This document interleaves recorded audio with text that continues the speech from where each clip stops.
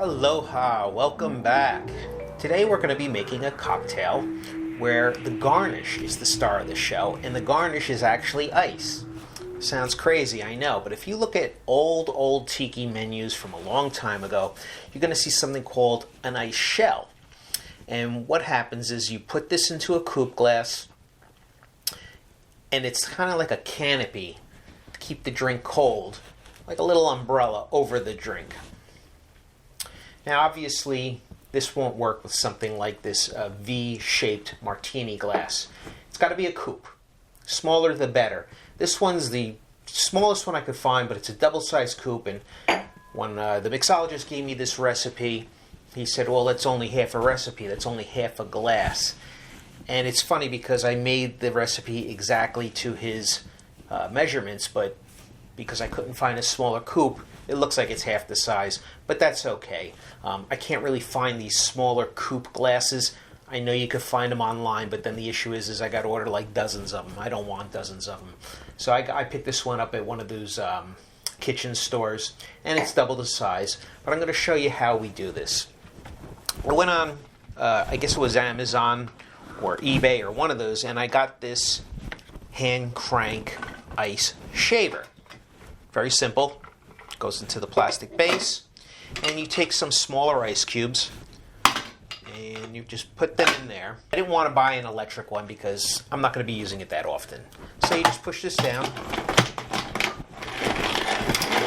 and as you can see,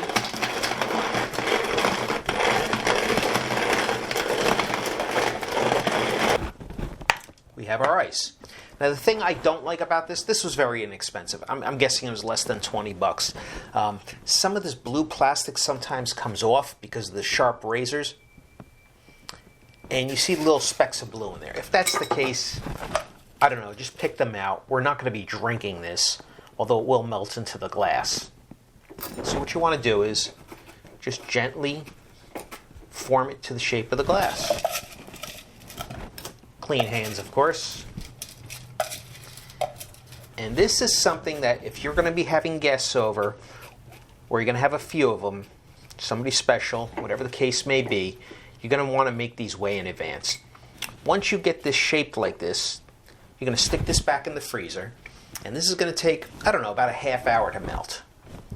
Then what you want to do is you want to take it back out, and then you want to just push this up to its side and leave this on its side so it freezes again. Now, as you can see, I could probably even stick it in there like this, but I'm afraid that this is a little fragile.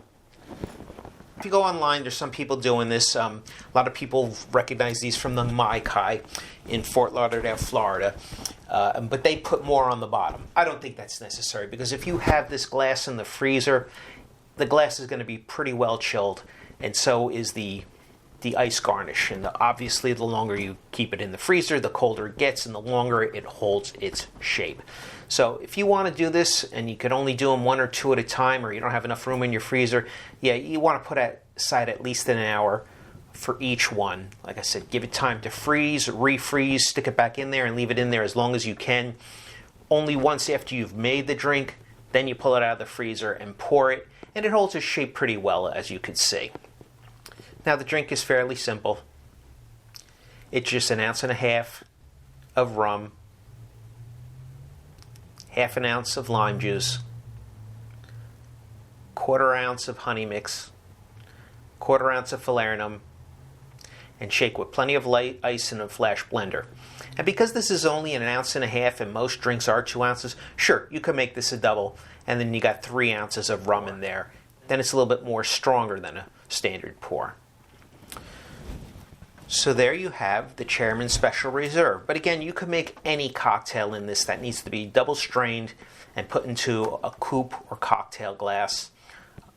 Daiquiri, Hemingway's Daiquiri, Special Reserve. There's a lot of them out there. The star of the show is a really cool retro ice shell that sits in the glass. And it's a conversation piece too. People are going to want to know how you did it. You know, they could probably figure it out. But that's how you make it. Till next time, cheers.